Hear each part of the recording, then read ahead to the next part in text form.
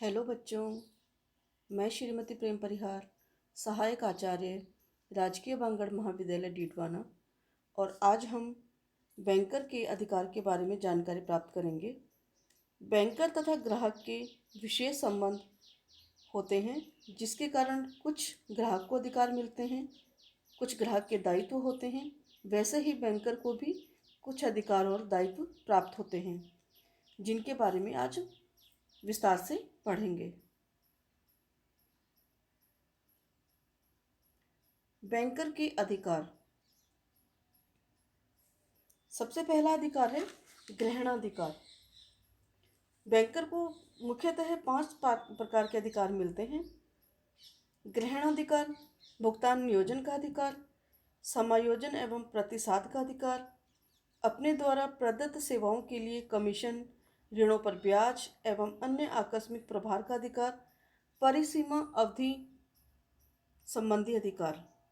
इनका हम एक एक करके अध्ययन करेंगे।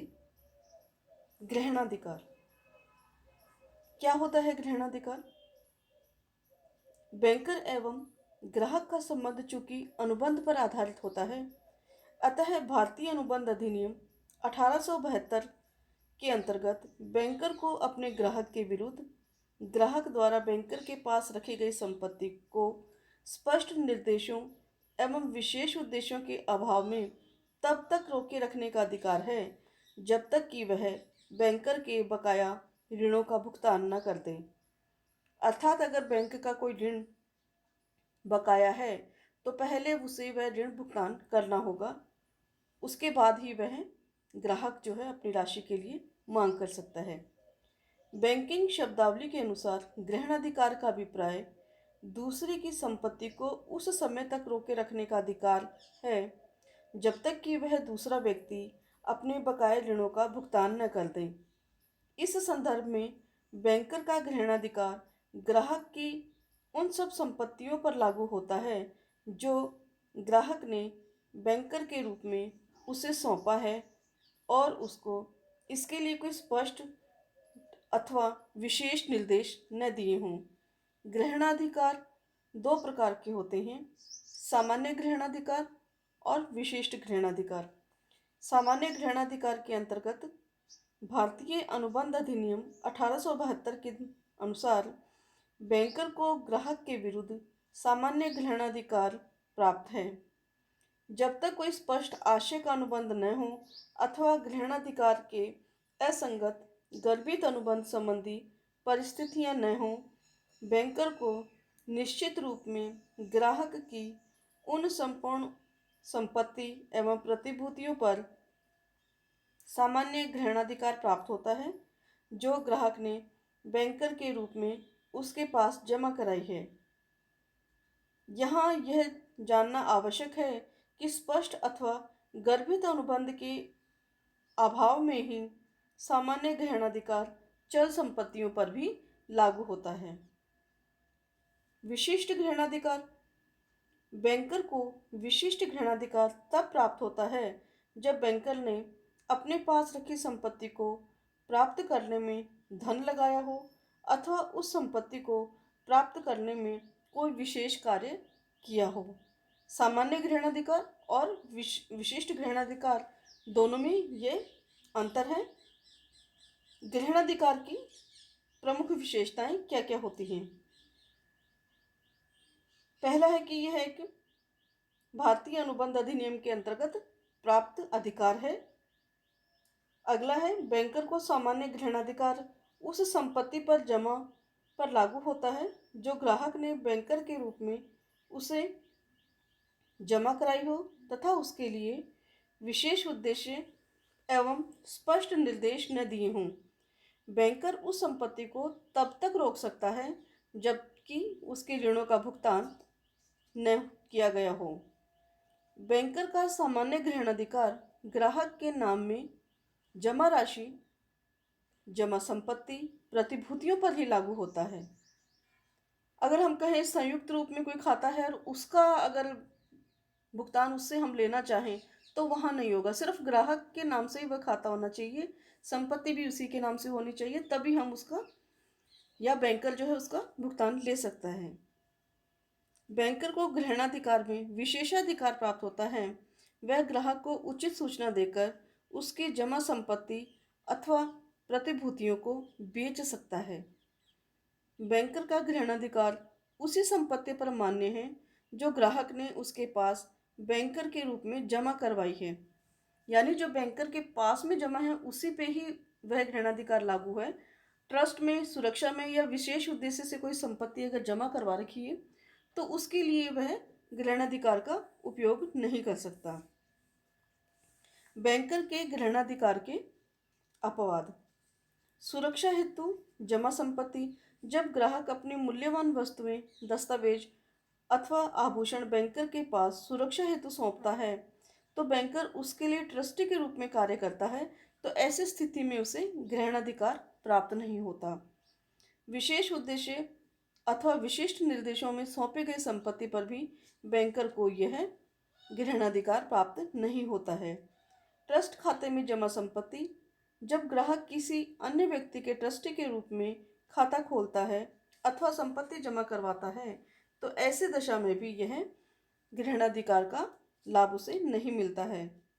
भूल से छोड़ी अथवा जोर जबरदस्ती से छीनी संपत्ति पर ग्राहक की वस्तुओं जो जोर जबरदस्ती बैंकर अपने पास में रख ले या ग्राहक भूल करके बैंक के पास छोड़ दे तो वहाँ उसको ग्रहणाधिकार प्राप्त नहीं होता है। अपरिपक्व ऋण अथवा अस्वीकृत ऋण की प्रतिभूति के रूप में जमा संपत्ति या प्रतिभूतियों पर भी बैंकर को ग्रहणाधिकार का लाभ नहीं मिल पाता है। विक्रय के उद्देश्य से जमा संपत्ति। जब कोई ग्राहक कोई वस्तु, संपत्ति या प्रतिभूति को बैंकर के पास विक्रय हेतु सौंपता है तो इस प्रकार विशेष उद्देश्य से जमा संपत्ति पर बैंकर को ग्रहणाधिकार लागू नहीं होता है। यानी अगर उद्देश्य विशेष हैं, स्पष्ट दिए गए हैं तो वहाँ हम कहेंगे कि ग्रहणाधिकार का उपयोग बैंकर नहीं कर सकता है। संयुक्त नाम अथवा अन्य व्यक्तियों के नाम से जमा संपत्ति पर भी बैंकर को ग्रहणाधिकार का लाभ नहीं मिलेगा। ग्राहक के दूषित अधिकार वाली संपत्ति पर बैंक का ग्रहणाधिकार समाप्त नहीं होता, किंतु बेचान साध्य प्रतिभूतियों पर यह नियम लागू नहीं होता है। यदि बैंक ने उन्हें सद्विश्वास से मूल्य चुकाकर सावधानी पूर्वक प्राप्त किया है तो वहाँ उसका ग्रहणाधिकार का नियम लागू होगा। कहने का मतलब यह है कि यदि ग्राहक ने गलत उद्देश्य से संपत्ति अर्जित की है परंतु बैंक ने उसको सद्विश्वास से मूल्य चुका करके खरीदा है तो वहाँ उसका ग्रहणाधिकार लागू होगा। बैंकर का ग्राहक के भुगतानों के नियोजन का अधिकार दूसरा इसका महत्वपूर्ण अधिकार है। जब किसी ग्राहक के किसी बैंक शाखा में अलग अलग कई खाते हों और ग्राहक अलग अलग तिथियों पर लिए गए ऋणों के भुगतान में बिना किसी स्पष्ट निर्देशों के धनराशि जमा कराता है तो बैंकर को ग्राहक के विभिन्न भुगतानों को अपने विवेक एवं इच्छानुसार नियोजन का विशेषाधिकार प्राप्त होता है।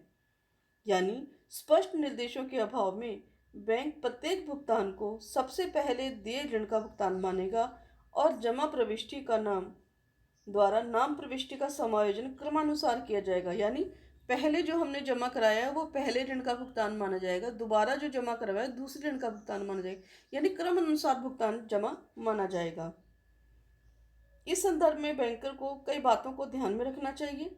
यानी पहले क्या बात ध्यान में रखनी चाहिए, ग्राहक के निर्देशानुसार भुगतानों का नियोजन। जब ग्राहक के किसी बैंक शाखा में कई खाते हों तो बैंकर को ग्राहक के स्पष्ट निर्देशानुसार अथवा परिस्थिति गर्भित निर्देश के अनुसार ही भुगतानों का नियोजन करना चाहिए। निर्देशों के अभाव में बैंकर को अपने विवेक से भुगतानों का समायोजन करना चाहिए। बैंकर ऐसे भुगतानों का नियोजन समय अवधि पार ऋणों के भुगतानों में भी कर सकता है, लेकिन इसकी सूचना उसे ग्राहक को देनी चाहिए। ग्राहक से प्राप्त भुगतानों का नियोजन पहले ब्याज भुगतान और उसके बाद शेष बची राशि के उपयोग हेतु किया जा सकता है। अगर ग्राहक के निर्देश न हो तथा बैंक ने भी अपने विवेक से निर्णय न लिया हो तो भुगतानों का नियोजन क्लेटन केस के निर्णय अनुसार होगा। और उसका निर्णय क्या है कि पहले ब्याज का भुगतान और बाद में शेष राशि का भुगतान किया जाना चाहिए। बैंकर द्वारा इच्छा अनुसार नियोजन की सूचना। जब कोई बैंकर ग्राहक के भुगतानों का नियोजन क्लेटन विवाद के अनुसार नहीं करता है, बल्कि अपने विवेक एवं स्वेच्छा अनुसार करता है, तो ग्राहक को उसकी सूचना देनी होगी, पुष्टि करना और ये बताना होगा कि क्यों उसने ऐसा किया। ये बैंकर के ही हित में है कि वह जो भी काम कर रहा है, जिस प्रकार से समायोजन कर रहा है, वह उसकी सूचना अपने ग्राहक को दे दे। नए खातों पर नियोजन संभव नहीं है। पुराने भुगतानों का नए खातों में नियोजन संभव नहीं होता है। वे पुराने खातों के भुगतानों से ही समायोजित हो सकते हैं। यदि कोई समायोजन करना है या कोई नियोजन करना है और उस पे पुराने खाते का कोई बकाया है और नए खाते से बैंक अगर करता है, तो ये गलत है। पुराने खाते का भुगतान का समायोजन नियोजन जो है वो पुराने उसी से करेंगे, नए खाते से नहीं कर सकेंगे। अगला है बैंकर का समायोजन अथवा प्रतिसाद का अधिकार। बैंकर को यह वैधानिक अधिकार प्राप्त है कि वह अपने किसी ग्राहक के विभिन्न खातों में जमा राशि को उसी ग्राहक के नाम शेष वाले खातों में परस्पर प्रतिसाद या समायोजन कर सकता है। बैंकर को समायोजन अथवा प्रतिसाद का अधिकार ग्राहक न केवल एक ही शाखा के विभिन्न खातों पर लागू होता है, वरन उसी बैंक की अन्य शाखाओं में खोले गए ग्राहक के विभिन्न खातों पर भी समान रूप से लागू होता है, बशर्ते कि ग्राहक के ये खाते उसी के नाम से हो और उन खातों में जमा राशि ट्रस्ट के रूप में न हो। यानी किसी बैंकर का कोई बकाया है और उसके अनेक खाते हैं, व्यक्ति के उस ग्राहक के अनेक खाते हैं, तो वहाँ से वह उनका समायोजन कर सकता है। अगर उस बैंक की शाखाओं में उसके खाते हैं, उसी के नाम से हैं, तो भी वह समायोजन कर सकता है। बस यही ध्यान रखना है कि वह उसके ट्रस्टी ना हो। बैंकर के समायोजन अथवा प्रतिशत अधिकार की शर्तें। क्या क्या शर्तें हैं जिसका उसको ध्यान में रखना चाहिए? विभिन्न खाते उसी ग्राहक के नाम से हों, विभिन्न खाते उसी बैंक अथवा उसकी शाखा में हों, विपरीत अनुबंध न हों।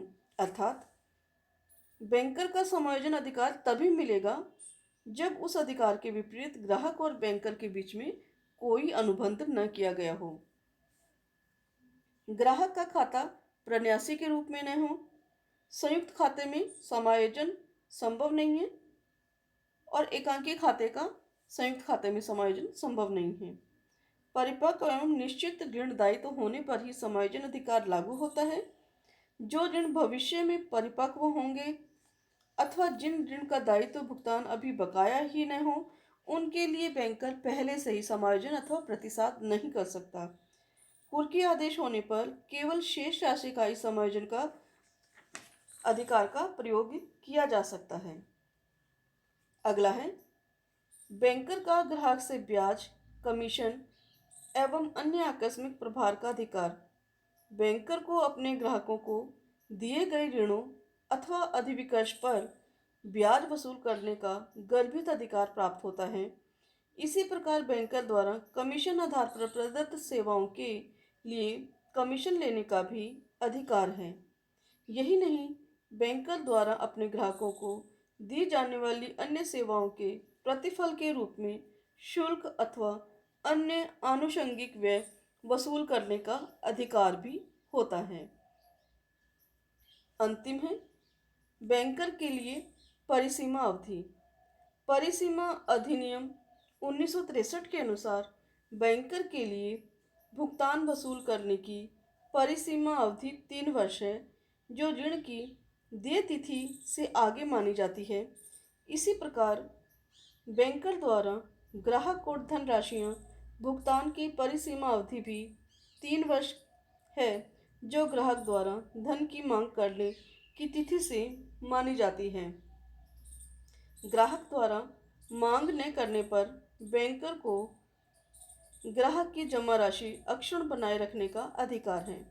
यानी कि भुगतान वसूल करने का बैंकर को अधिकार 3 वर्ष के लिए है और ग्राहक भी 3 वर्ष में उसमें राशि मांग सकते हैं।